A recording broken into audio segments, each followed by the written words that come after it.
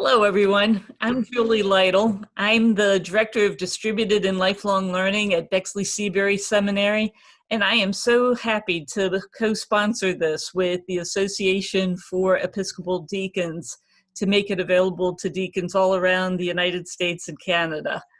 We have been doing this program now for 6 years, and I have the great pleasure to have the deacons Connie Campbell-Pearson and Roxanne Klingensmith to help me in recruiting and supporting you all and sharing your own stories. We're calling this Deacons Talking on the Road to Emmaus because it's based on the story of Cleopas and the other disciple who were walking on the road to Emmaus after Jesus's death.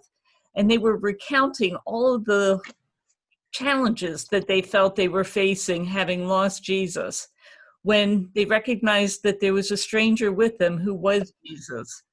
Jesus' presence gave them confidence after they released their fear and went back to Jerusalem to tell everyone about the resurrected Christ.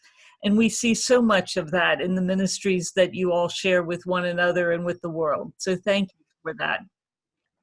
Deacons Talking is hosted every second Monday from 8:30 to 9:30 Eastern Time. We do record these for all of the folks that are not able to join us live, so know that you are being recorded right now. The stories are always ways of sharing what's going on in your ministries as a way of getting some insights and possibilities for your own ministry, as well as celebrating the wonderful work that deacons do. Tonight we'll have Maureen Hagen introduce herself in a minute. She'll be helping us to explore the idea of diaconal formation for theological education and ministry formation and the variety of ways in which it has happened, as well as where we're hoping to go in coming years after her work with the task force. We'd love to have you to be able to sit back now and relax. Connie, are you able to open us in prayer tonight?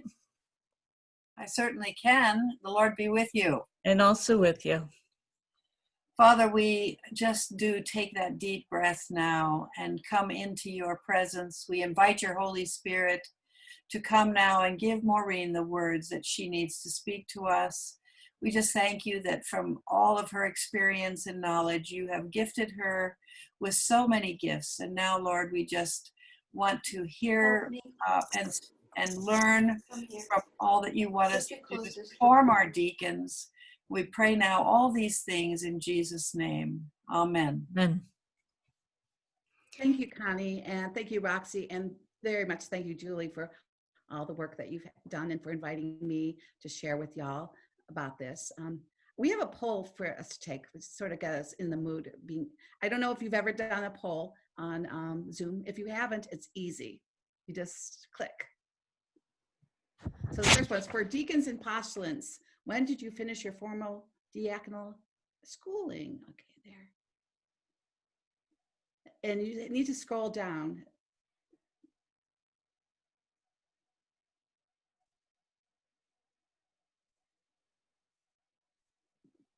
You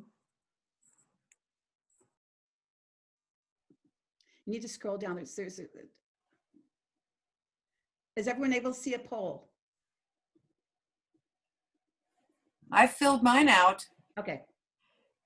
There's 4 questions that are showing on the screen, and you should be able to choose one for each of the 4. If you click on them, we'll start seeing the results of everybody's poll answers, and I'll share them as soon as we have a chance to get the majority of folks having clicked on them. And then we'll get a sense of what the range of possibilities are based on what we've done together and across the country. What would you like us to do with the ones where there's more than one answer? Pick the most important one. Okay.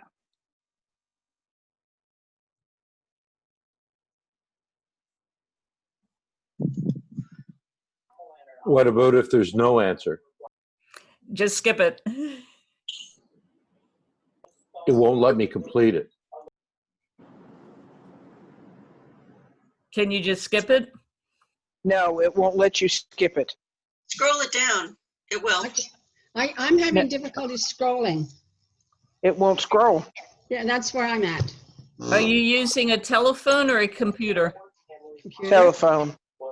The telephones are a little harder. There's a little gray bar on the side that scrolls up and down. Oh, now I got it. Thank you very much. I'm just a little slow tonight. No, there's nothing. If you don't click something like in number 2, I can't, then it won't let you submit the whole thing. That's right. Having the same experience. I was Yeah. able to submit it because I didn't have an answer for the second one. How did you get it to work? I just go down and answer the other two and it pushed submit and it went through. You know, one thing with Zoom we understand is that everyone has a little bit different experience with it, unfortunately. That didn't work for me. So if it doesn't, you might want to just choose an answer that is most likely. Or maybe, What I ended up doing.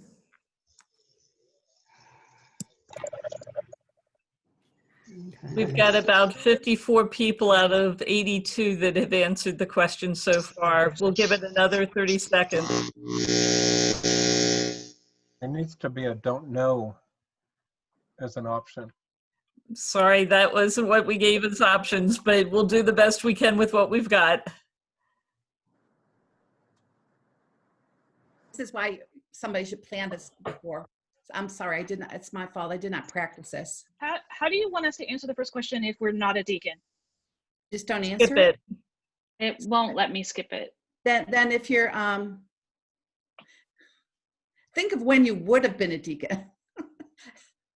So if you were a priest when you finished seminary, and if you're a layperson, why don't you say less than 5 years, less, you're in the process. Thanks. This is not a scientific poll. It's just. So I'm going to close it in about 10 seconds.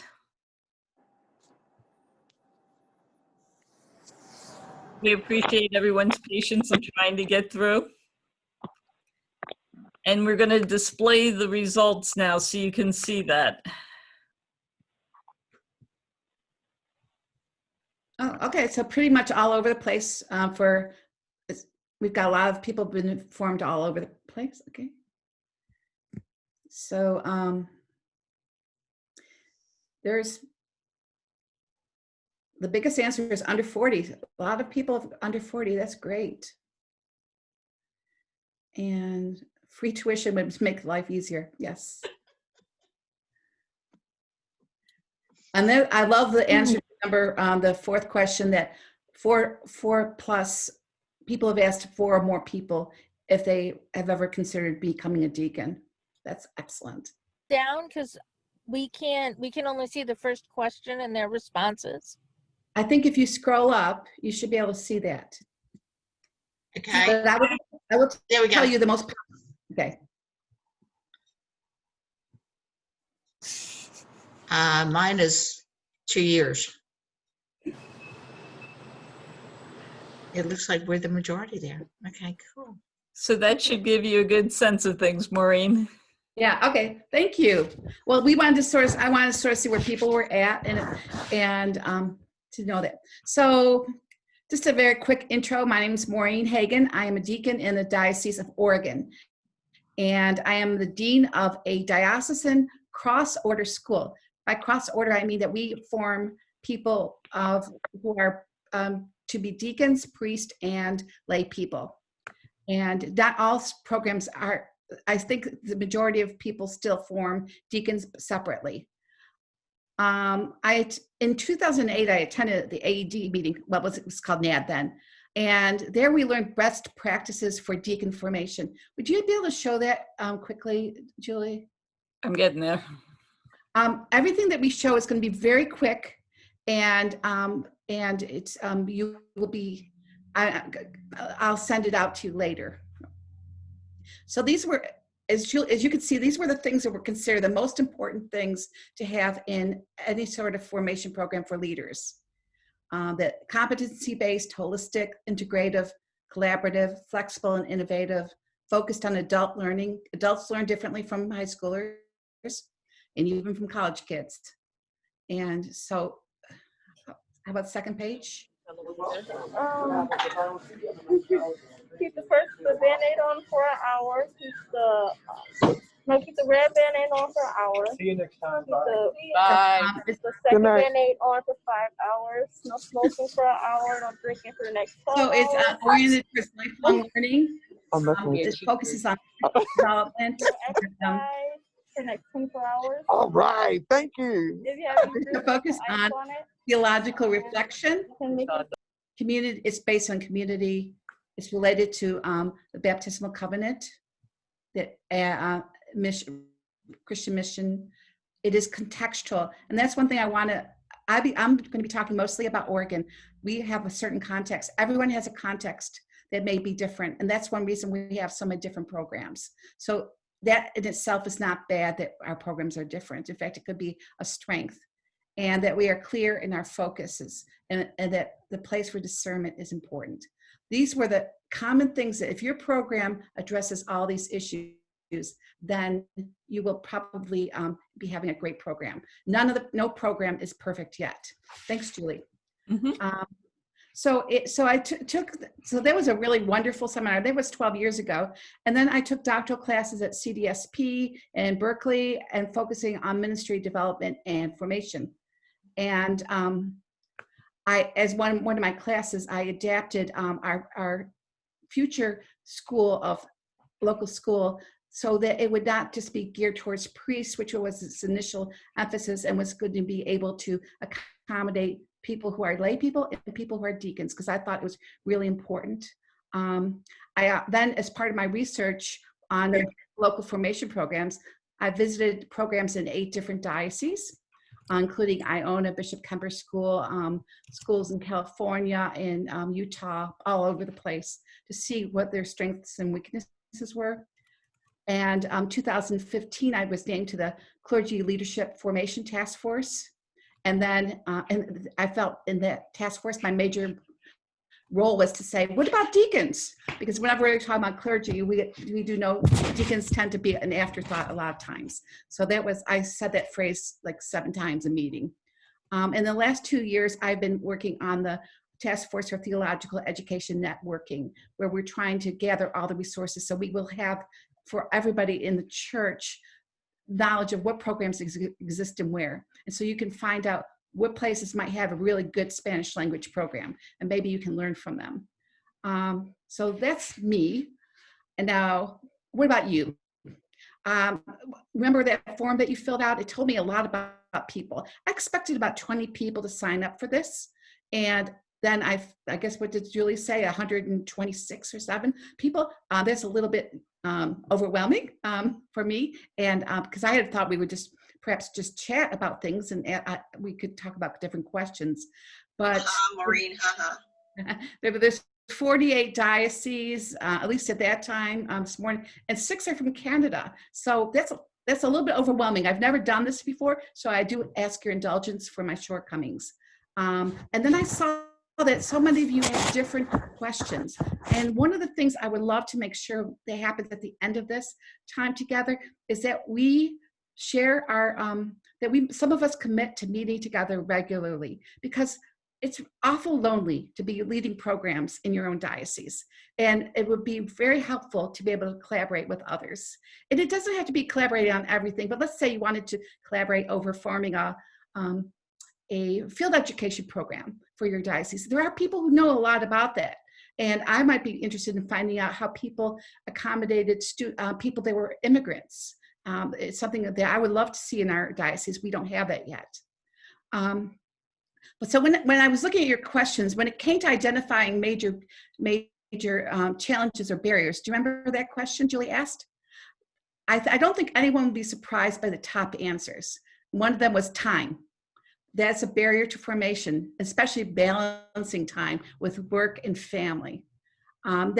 And of course, that challenge doesn't end with ordination. Those of us who have been ordained for a while know that. Money was the second most popular answer. Being able to afford the cost of ordination, of formation, not just for the tuition, but to get there, to buy the books, to do all the things, and sometimes to maybe not be able to take extra work days. You know, if you might have to give up some time for work. another answer is that it seems to many people that a lot of people don't seem to understand what the diaconate is about. And I know that that's something that's not new, and that can be a little bit challenging for us, that we seem like we talk about it all the time, and yet so many people still are not quite sure what we mean. Also, there seems to be a lack of clarity regarding how does one discern? What are the process? What are the most effective ways of discerning your calling? Or the ordination process itself. It looks like a black box to many people. They're not really sure where to go. And so they ask questions about, can it be more regular? And I know some dioceses are really excellent. They've got everything right on their website and you know where you're going. Others, sort of a mystery. And they also say challenges are trying to encourage younger people and people from underrepresented backgrounds. We want the diaconate to look more like everybody else and not just a certain group of people. And finally, lack of Spanish resources. This is huge and growing. And there are some answers to that one. Now, most of those can be easily remedied by having collaboration. If we talk more, if somebody says, I would like to know about Spanish language resources, well, there are groups within AED. There is a program that just started in Diocese of Washington that's in Spanish. There are members of the Episcopal Church that do speak that are Spanish themselves, that they actually have resources we could use. So there are solutions. Those are technical problems. We can solve problems about money. We can encourage our diocese to open up their coffers a little bit. After all, it's not that expensive and we're well worth it. And bishops can be clear about why they think it's important to have a diaconate. I mean, they can perhaps be our champion a little bit more, and they encourage our each congregation to talk about this more actively. That those are so technical fixes, things that don't require much effort. But other challenges that we have require adaptive change that requires visionary leadership. Some of us may know people with visionary leadership. We may have bishops like that. We may have deacons like that. We may have lay people like that really see a different way to be formed. Right now, I think I'm next to Kate, and I know that she's a lay woman with great visionary leadership. And how do we prepare our church for more mission focus, for our action outside our doors? As a church increasingly needs to be working outside its own building, aren't deacons one of the more logical people to help make that happen? Changing our pattern for discerning call. We have a very set idea of how somebody responds to a call to ordain ministry. And that may work very well in your context. For you, it may have worked great. It doesn't necessarily work very well for people who are from Asian backgrounds or from indigenous backgrounds. The whole way we proceed seems to them to lack humility. And so we need to help our commissions of ministry and perhaps our parish leadership to see that there are different ways that people may exhibit call. And let's see, and maybe, and I know this is a little radical, maybe we might want to reconsider offering deacon compensation. So many think it's that it's so impossible to ever think of giving deacons any sort of money, but maybe there may be some deacons that may be especially appropriate for the future health of the church, that they be able to spend time away from, because most of us have to support ourselves, and allowing certain people to be able to rely on the church for support. All those are possibilities. They're something that would require a lot of change in outlook. But none of these ideas is new, and we don't really have time to address them tonight. But instead, I was thinking of focusing only on three specific areas: cross-order models, praxis and competencies, and underrepresented groups. And I'm sorry if this sounds a little bit too academic. I don't mean to be. I'm going to talk about each one for about 7 minutes at the most, probably less, and then we can have questions. And Julie, please let me know if I'm really behind on time, because questions are really important. I want to hear your questions. I have lots of materials and I will make them available to you. I don't know if Julie can send them or if you can just write your email addresses and we can, Julie's nodding. Okay, so we can make sure you all get these materials. And so, okay. And like I said, the best outcome I can think of for tonight is that somehow we form affinity groups so we can talk about issues that we can work on together. Okay, turning to cross-border models. It's a word I like using because it describes what we do in Oregon.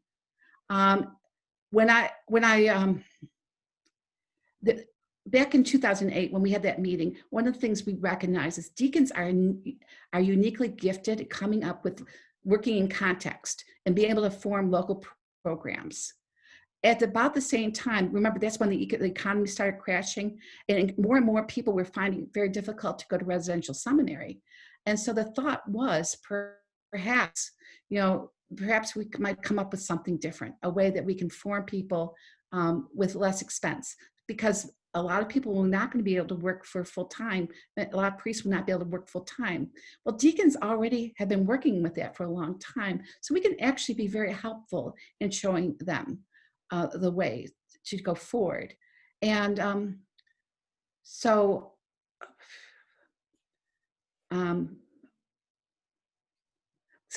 deacons have had 3 or 4 decades of experience of how to form locally and what is necessary.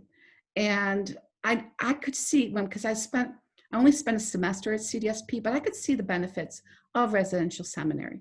I mean, it's a wonderful place. You wake up listening to the bells. You get to worship 20 times a week. You are talking with people that are like-minded. It's really quite a wonderful experience. And you are also free. Many are freed from the normal responsibilities. But that dream, that has actually been declining more and more in recent years. In fact, I think in GOEs, fewer than half of the people went to a residential seminary this last year. People that is not the option for a lot of people anymore. So people they want to encourage people to go into seminary, but how do you do that when there's no guarantee that they'll have full-time jobs? Do you want people to actually leave a job where they're actually getting paid to take their families and dislocate them for 3 years? That just was not the model that was appealing as much as it was in the past. And so people were looking for different models they were going for local seminaries that weren't Episcopal, many different ways of being formed. And one of the ways that they've done this is through having diocesan schools. One of the largest ones is that Iona School. At the same time, they were forming deacons for the first time. They were also forming bivocational priests who were probably who were already in a job and were not expecting any payback from when they were serving as priest. And Iona, if you are familiar with Iona, it's a great program. Check it out.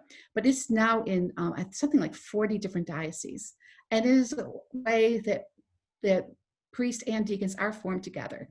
Now, some dioceses only form one or the other through Iona, but Iona has the possibility of doing both.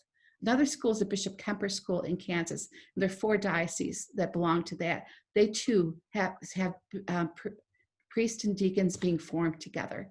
And one of the benefits of the cross-order formation is people really grow and they learn from each other. They see that they begin to understand the differences in their calling.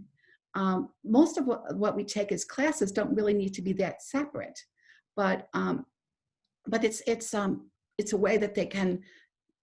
It's a way that they can see that there are different ways of looking at the world. Plus, when they're ordained, they're going to be working together, aren't they? And so it's not going to be like a stranger. They'll understand each other better, and hopefully they'll become better colleagues in the process. Some people are concerned because, as we know, the priests have to take general ordination exams, which are more difficult than what we usually, if there's a deacon canonical exam. And I would suggest that there are ways to take existing classes and either make them more remedial for some people who may need extra time to learn something because they're coming from lack a different background, or to make them more intense. And they can be in the same classroom.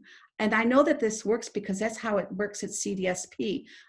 All of the classes I took were also designed for MDivs, but I was taking them at the doctoral level, and it worked very well. And that's just something that can be done very effectively. And so I would suggest doing that. But the reality is that the residential seminary model is not going to be the premier model for a long time. I have a student right now who goes to a seminary, and she loved it. She was there for 7 weeks. Then she was sent home because of COVID. And now she's finishing up her seminary experience online. So I think people are seeing seminary in a different way. Let's see. But what some of the advantages of cross order for priests is it's less cost, that you don't need to quit your jobs, and there's no need to relocate your family. But what about deacons? Is there any advantage of deacons? Will not the priests dominate? I don't think so. I don't think that priest students would dominate the classroom, but also the deacons would be more exposed to their future colleagues, what their thoughts would be. Also, if you have a program that has like 2 or 3 students, or for, very small, this increases the number of students for people. We have times where most of the students tend to be going for the priesthood, and some other times where most of them are going for the diaconate. But we would probably not be able to function very, very effectively without having all those students there, because we have a critical mass that makes the discussion very powerful. Let's see. And just as I mentioned, in Oregon, we've had 41 people since the academy started in 2010. We've had 41 people ordained, 10 to the diaconate, the rest were the transitional diaconate, and then the priesthood.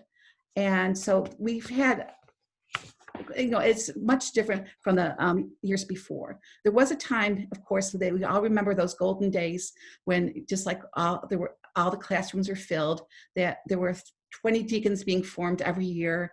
Well, that hasn't been happening in a lot of dioceses. And this is one way to make sure that there are robust numbers. A second area is praxis and competencies. Julie, there should be one on the praxis, on the competencies. I always skipped one.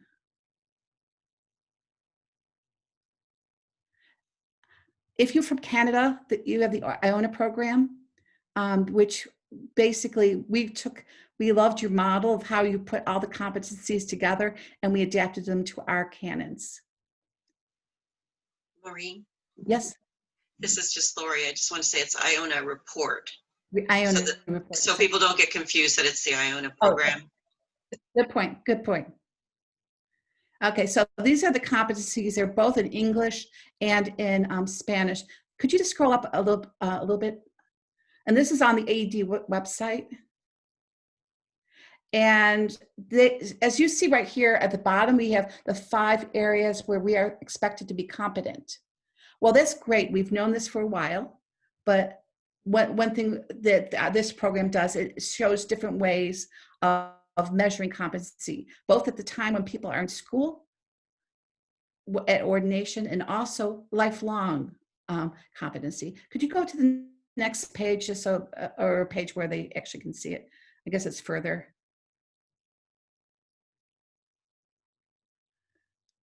Okay. Now go. Yeah, okay, so if you see this model, it's shown for all the different, so if you've never seen this before, if you have a deacon formation program, please check it out, because it should be the basis of how you are forming your deacons.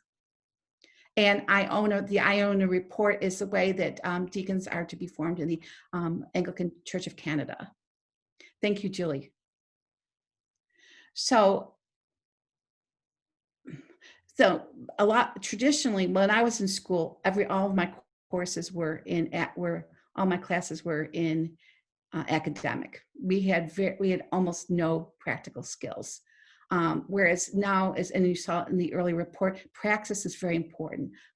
What does it mean to actually engage in the learning that you've had? So we do have a very academic approach, but we also have We also do a lot with praxis. And some of the key areas we do, for example, is field education. Every student has 180 hours of field education in a congregation and 180 hours in an agency. I was talking about, and this for both deacons and priests. And as part of their field education, they also have bi-weekly cohort meetings that include verbatims and literature reviews. And there's a process that we have to identify the best placements and the best site supervisors. And everyone has a contract. So both the student and the supervisors know what is expected of each. So field education is probably one of the most the richest part of the formation. It's taking what they learn and it's actually applying a lot of that right then. On clinical pastoral education, we have online CPE. Now, for non-clinical hours, the clinical hours are spent in either in hospitals or in homeless shelters in a place where they can be supervised. But they're all their instruction, the didactic is all online, and they have cohorts that work online. It's a really excellent program. I myself have taken that and found it very effective. And we also have worship. They have compline and morning prayer. They're student-led, but we also have a Eucharist where students, and I know a lot of you do have this as well, we have Eucharist where students plan the Eucharist. They are readers, they are lectors, they are liturgical assistants, they are preachers, and we bring in priests and deacons from the diocese. And this way it exposes students to different ways of doing this, and it also helps the people in the diocese get to know the students. And then we have classes that focus on praxis, like leadership, pastoral care, homiletics, leadership, ministerial identity. These are all important things for the students. But like I said, most students would definitely emphasize that they do have a lot of academic requirements as well. They take 6 hours every weekend of academic subjects, and they are taught very well, and it keeps the students definitely on guard, on their toes. And so because they are expected, we're Episcopalians, we do tend to expect people who preach, who teach our classes, and many deacons do preach and teach classes, that they have a basic level of competence. And so I really love the idea of cross-order formation. I mean, I remember distinctly when I was formed 16 years ago, thinking I knew nothing about priests, really, basically. I didn't know what they were thinking, but now I have a good sense of what's happening. Finally, underrepresented groups. Most deacons tend to be, I know this is going to shock everyone here. Most deacons tend to be older.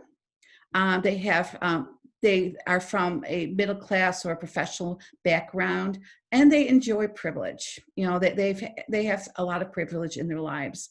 They tend to not be poor.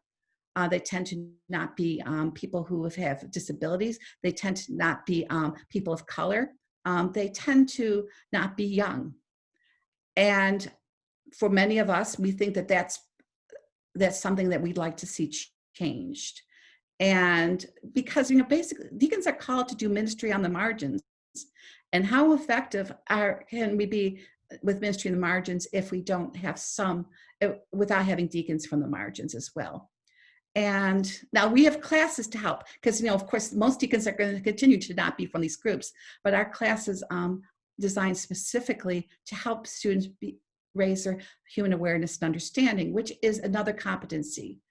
And right now, we are spending 1 year on becoming beloved community. This semester, we're focusing on Layla Saad's Me and White Supremacy, which asks the students to really look inward at their own practices. And then next semester, we will be looking at racism, the history of racism in Oregon, which has quite a lot of it. Also, agency fielded is a great way for students to get to understand underrepresented groups and to be able to make connections. And I really prefer students to be working in those areas. And teachers are encouraged to use less traditional works. So I want them to be much more up to date, to not use the favorite things they used at seminary, if they can avoid, especially if seminary was 30 years ago. But that's only part of what we need to do. That helps sensitize the students that we already have. How do we reach out to others?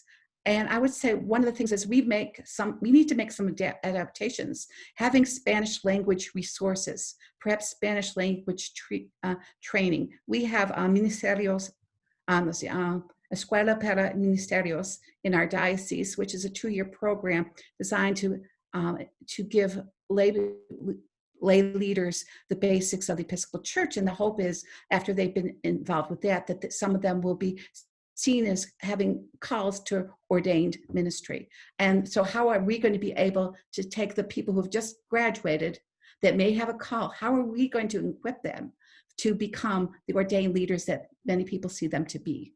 And that's up to us. It's not up to them to figure it out. We need to be the ones to figure it out.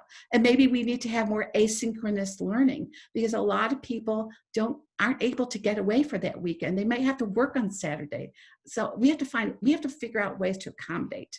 And more intentional mentoring for people who may be newer to the Episcopal Church, who the Episcopal Church may not be the norm of what they're used to. So that's going to require a lot of changes of expectations of the COM. This is a big area of learning that we've been having in our task force, is we are not equipped in the Episcopal Church to really diversify our clergy, because our COMs, our discernment processes, are not equipped to recognize that there might be some different needs. We think having a cookie cutter approach is what's the fairest thing to do, but it may not be what is equitable. And so I have this Julia, that master list on their document. So what does all this look like? And then this will be the last thing. And so I just will say, this is diaconal formation in Oregon. This is what I had when I was a deacon student. And, basically it was academics. We were alone. We were only with other deacons. Everybody in the program was a postulant. So we were very much with ourselves, and we didn't really learn many skills, although we learned a lot. Of our classes were really actually pretty good.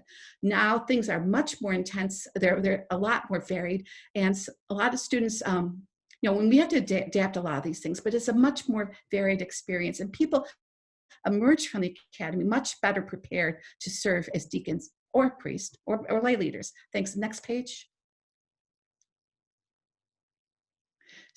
So these are some of the innovations along the way. Back in 2006 to 2012, we only had 2 deacons at the bottom. There has been 41 ordinations since the academy began, and we've gradually added new parts to it. The field education, the escuela, the Academy South, trying to see if we can bring the academy on the road and help out people in more remote areas. Accredited CPE online. Claremont School of Theology has come to Oregon, and we already have 1 student who's doing a cross program. And then now we're totally online, which is different. And next. And this is just what, if you want to see what a typical weekend is, I have office hours, then we do the Becoming Beloved Community. And I have to mention that students do not have to be full-time students. Some students are just taking 1 class. And so then we have dinner. Normally we have a potluckings together. This is all online right now, but that hopefully will not last. Then we have a praxis-oriented class, because figure Sunday night, on Friday night, people are tired from work. So having something that involves a lot of movement is a good thing. And then Compline, then we begin the next morning with morning prayer. And then we have an academic class. And we have the world's best teachers at the academy. We have amazing teachers.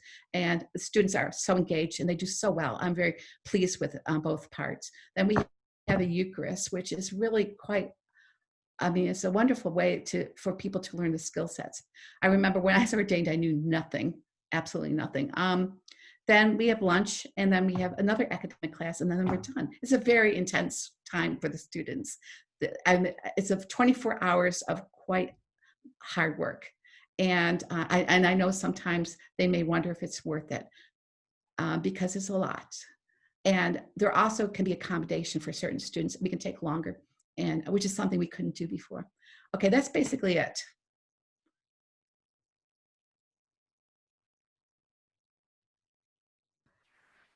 Thank you, Maureen. Well, we have some questions that have come forward. I think Roxy had the first question. Great. And I'm sorry if I talked really fast. Yeah, there's a lot. And your questions were so good. We love you anyway, Maureen. No All right, problem. Roxy, you need to unmute. I've unmuted. So have you given thought, or anyone here tonight, about including ELCA and Methodist prospective deacons in the process of formation? That is a great question. Whoever asked, I really would love to include that. I think we'd have to get a bishop who really was on board. We have just elected a new bishop who runs their program, their local formation program in Hawaii right now. I have a feeling she's going to really understand what local formation is a lot about. I'm very grateful to my present bishop, because if it weren't for him, we wouldn't have the academy. But she's somebody who's been working with it for a long time, and I think it would be great to see some other churches be involved with it. Obviously, they don't need to probably learn about Anglican identity, but almost everything else would be helpful. And it would be great to have some of them to teach, and we can learn from them.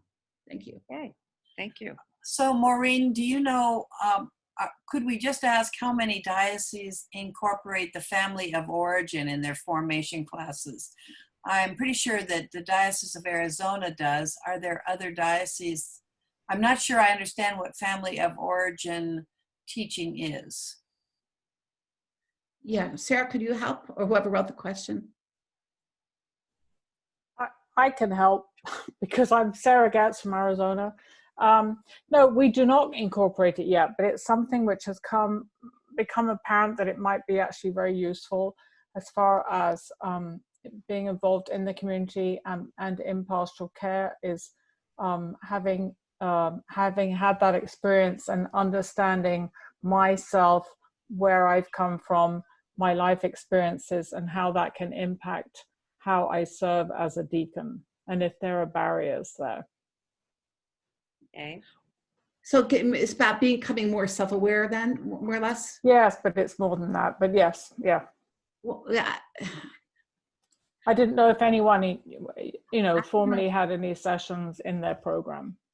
We do not. Okay. Other than me and white supremacy, which really does ask a lot of questions about yourself. Yeah, no, and it's something which obviously comes up in if you were doing your CPE, which we don't require. Those formation programs that do, those participants would have covered that.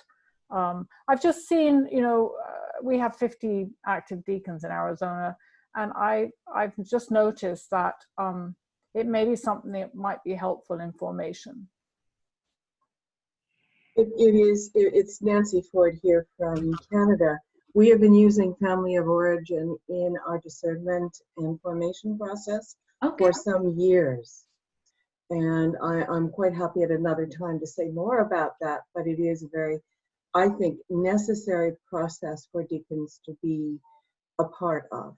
And I'll just leave it there. Nancy, could you clarify? This is Lori Mills-Curran. Could you clarify, is family of origin a specific program, or what do you mean by when you say that? You're muted, Nancy. I know how to unmute, honest. Family of origin is a term that grew out of Murray Bowen's psychoanalytic work and has become something that's been used by a number of therapists and then used in organizations and that sort of thing. So it is a way of understanding self in context.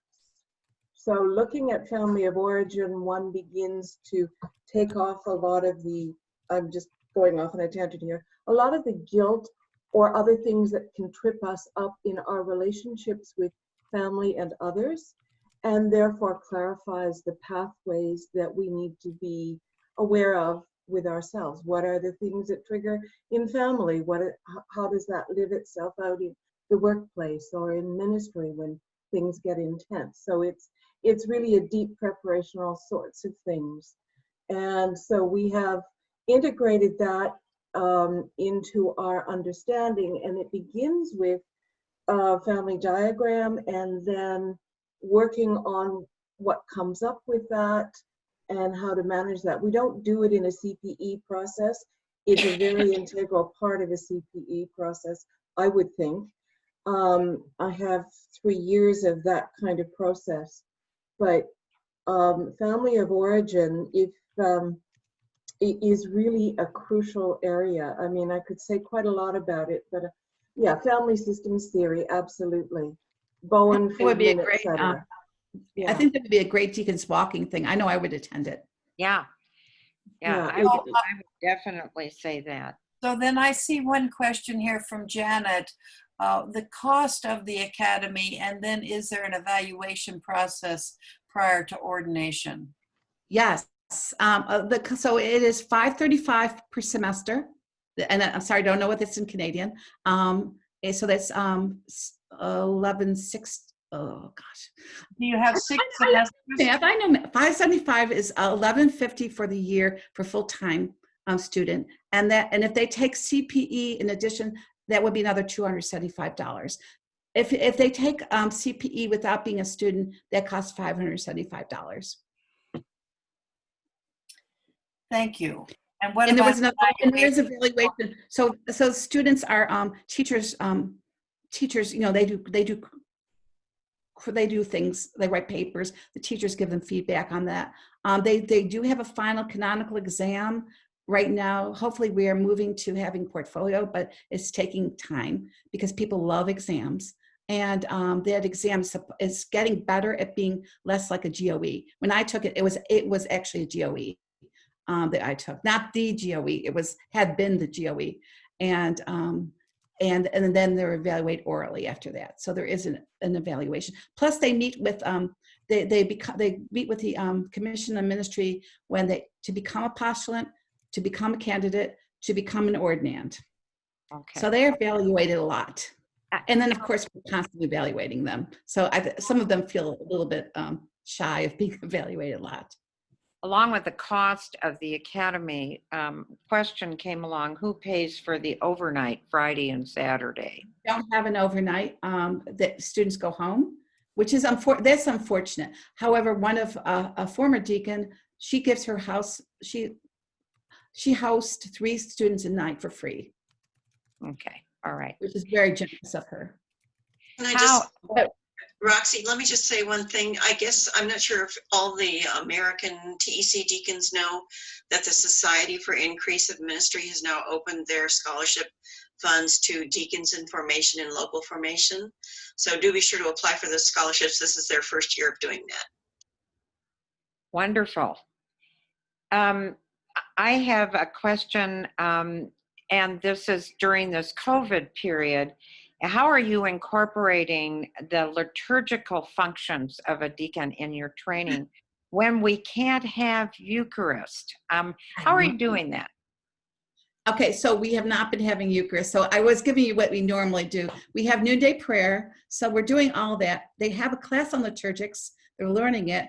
And what they don't know yet is so they're doing liturgical leadership next semester, which is even more hands-on. But they're not going to be able to do it because we're probably not going to have it on campus, at least until the last couple. But what we're going to do, and if you're in the academy right now, the Rags does not know this. I'm asking the teacher to meet with all the students after COVID's over and go strictly doing liturgy. Just to have it more intense. Because we can't really do anything. This is like field ed. Right now is a disaster. I mean, it's real hard. It's not a disaster. We luckily don't have many field ed students right now. Usually we have a lot. I'll share one thing that our school is doing is that since we're doing morning prayer, we asked the bishop if we could have a point in the morning prayer and we're doing it all by Zoom, a point where the student who's responsible or would have been the deacon at the table in Eucharist we ask them to prepare a table at their own home, and then they set the table and then they redress the table. There are no words spoken, there's no actions done, but we've provided a video for them that shows them how to do the setting and the redressing, and then each one of them is setting it at home, and everybody can watch it and it's evaluated later. That's a good idea. That's great. Yeah, I love that. We have a strict rule in our diocese that deacons, the students are never allowed, priests or deacons are not allowed to ever set the table in a Eucharist, ever, Right. until they are ordained. With the one exception is at the academy. If you are a postulant, you are allowed under the supervision of a deacon to set the table. And, or if it's practice. If it's practice, it's totally different. But if it's a Eucharist, they cannot do it. And it's just one of those rules. Every diocese has some rules. If it's in the school and we're having Eucharist, but that's the only time they can read the gospel or do the dismissal. Oh, they can't read the gospel. Cannot bid the confession or anything unless they're in the school and we're having it during Eucharist. Yeah, that's the only time. Yeah, we don't even let them read the gospel. And then, of course, some people go on their field ed, and the people say, "Oh, I'll give you some practice," and then everybody gets in trouble, and it's not good. It's not good. And even when you tell people before that, it doesn't necessarily work out. It's not a perfect program. I had that experience where I found out that students were doing, in a particular place in Montana, were setting the table, and I immediately reported that to the bishop, and that quit. So yeah, it's something I think we need to be very thoughtful about. Are there some other questions for Maureen? Thank you, Maureen. It was very interesting to listen to what you had to say, and I hope everybody did see that the competencies, the revised competencies were put up. I noticed there were several comments from Geraldine Swanson, who, thank you, Geraldine, that you're on the call with us, and I know that you were quite instructional in helping to write those competencies. Is there anything you'd like to say to us about that? You're muted, girl. I know I'm muted. I just want to say that I want everyone to realize that the competencies are a fluid document, and that we want your feedback. And I have not gotten any feedback from anybody except for one person who pointed out a grammatical error. So, I mean, if you're using them in ways that are interesting, let us know. The Diocese of Chicago has a great document that Deacon Tom Craighead put together a couple of years ago. So we want to see what you're doing with them so we can share it with everybody. And that's what I have to say. Thank you, Jared. And also, a lot of people did. I wish you all could see all the questions you asked. You asked so many great questions, but one of them was about post-ordination mentoring and helping people assimilate. And Jerry does offers a course at Call on mentoring, and that is a really important thing, and it is canonically required. But a lot of us don't follow canons all the time. Can I just add that I'm looking to do an online mentoring course, probably on Zoom. I want to talk to a couple of people about that, including Julie.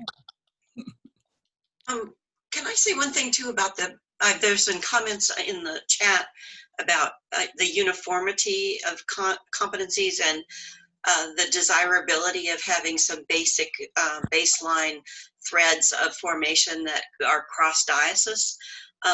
Wherever I go, I get into this with people, not get into it in a negative way, but people often have a question about why is it that we do not have a nationwide formation format for deacons. And that question is a really good question, and it's rooted in the fact that for many years, the diaconate varied so much between dioceses that there was active resistance to having any kind of national standards. And it was also feared by AED and the people that were involved in AED that the effort was to get away from what was perceived as sort of the template-based seminary model to allow for far more contextualization.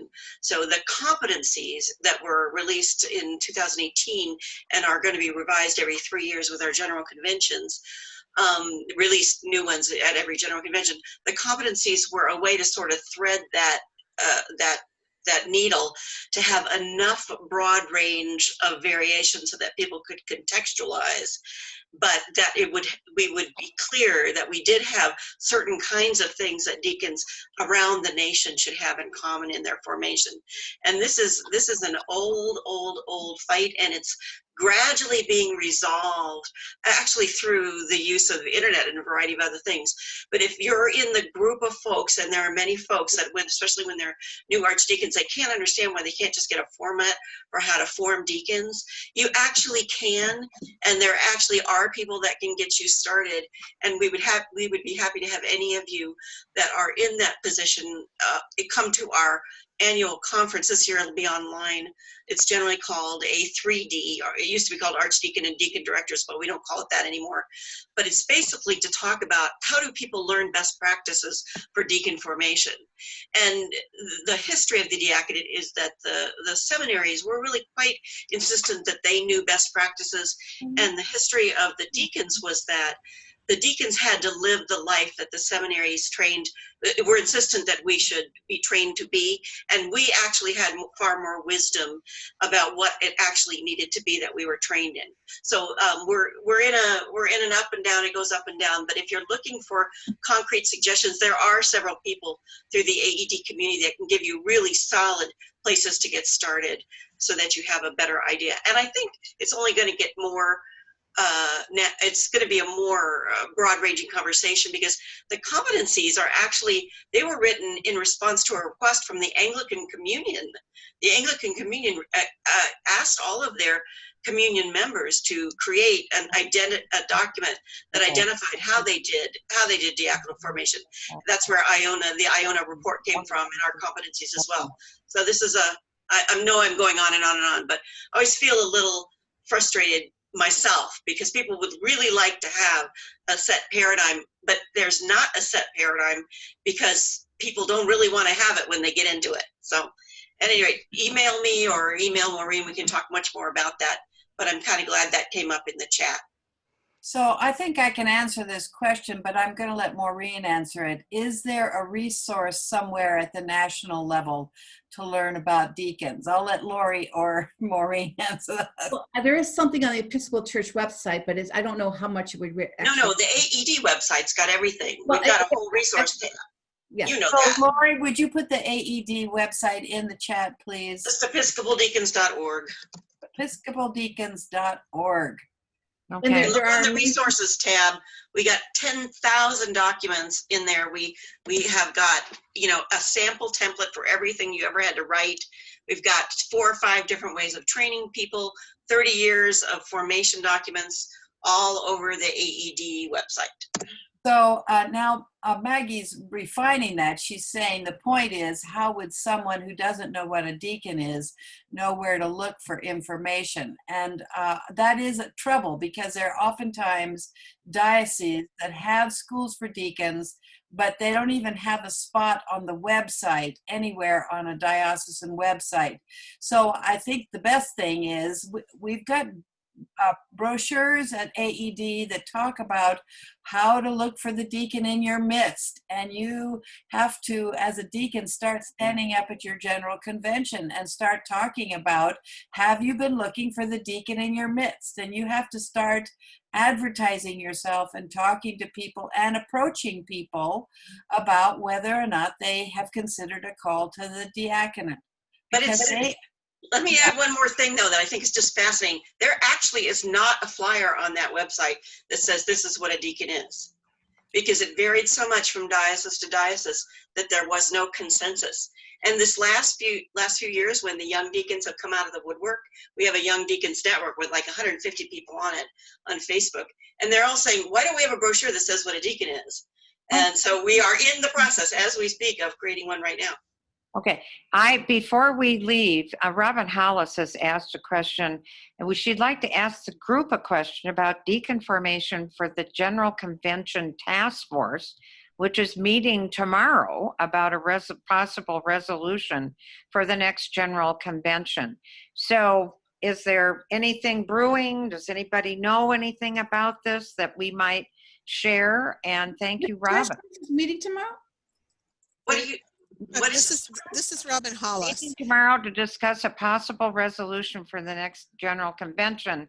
I'm not sure if this is Robin Hollis. This is Robin. I can speak to it if it's okay. Thank you, Roxy. Robin. Roxy, I'm sorry, I didn't want to set you up there. Right. So I'm Director of Deacon Formation for Arizona, and I also happen to serve on the General Convention interim task force or body for clergy formation. And we are meeting tomorrow because everything is due to the Blue Book by December 1. The Blue Book, for those of you who don't know, we can talk about that later. You can Google it. But we were talking about we did a survey last year about formation throughout all of the dioceses in the Episcopal Church, and that is one of the questions we are looking at tomorrow. Should we have a minimum level of consistency in formation across all orders, including deacons, priests, and bishops, and also something for lay. And so there's a major discussion tomorrow about that, with moving forward whether or not we create some sort of resolution as we report back on what our findings from the task force. I will put my contact information in the chat, and I would love to hear what your thoughts are. I don't have the ability to do a quick poll, but if this is something that you think that we could get behind as deacons, that there should be a minimum requirement, recognizing that locally you will have different needs, culturally you'll have different needs, there's other kinds of things that we can be aware of, then we need to have that information, and we would try to bring some consistency because they're even asking for it. The presbyters are now asking for competencies, and they are using our deacon competencies as we look at it in this clergy formation. So it's all kind of coming to a head, and everything's going to happen very quickly. So I really appreciate this opportunity tonight to ask that, but I'll put my information in the chat. I would love to talk with anybody or get your thoughts, what you think about it. Thank you. Hey, Rob, Thank you, Robin. would you add me to your Zoom link for the meeting tomorrow? I'll be happy to come. It's the interim task force, so I don't have the ability to do that. Oh, okay. Otherwise, I would. Believe me, I'd have all of us there. Robin, hate what are you asking us to do, Robin? What are you asking us to do? I hate to do this. We need to take this conversation offline and let people come to the conclusion of tonight's program. I'm sorry. It's after, well over an hour. What I'd like to do is to thank everyone for being a part of such an important conversation. There's always more that can be said than what we can cover in the hour that we have together. And I hope you'll take advantage of Deacon Robin's address and phone number in the Zoom chat space to be able to follow up with her. As I mentioned, this recording will be available. We're going to be posting it on the Province One website under Diaconal Ministry, so look for the video archive. We also want you to come back next month, December 14th, when Betty Kaufman is going to be speaking from Western Louisiana about advocating for immigrants. And I would love to close, as we always close, with the Franciscan benediction. So please take a moment, take a deep breath, and listen to these words. May God bless us with discomfort at easy answers, half-truths, and superficial relationships, so that we may live deep within our hearts. May God bless us with anger at injustice, oppression, and exploitation of people, so that we may work for justice, freedom, and peace. May God bless us with tears to shed for those who suffer pain, rejection, hunger, and war, so that we may reach out our hands to comfort them and turn their pain into joy. And may God bless us with enough foolishness to believe that we can make a difference in this world, so that we can do what others claim cannot be done, to bring justice and kindness to all our children and to the poor. We thank you for being a part and say Godspeed and blessings on your night. Amen. Thank you for joining us. We'll see you next month, we hope.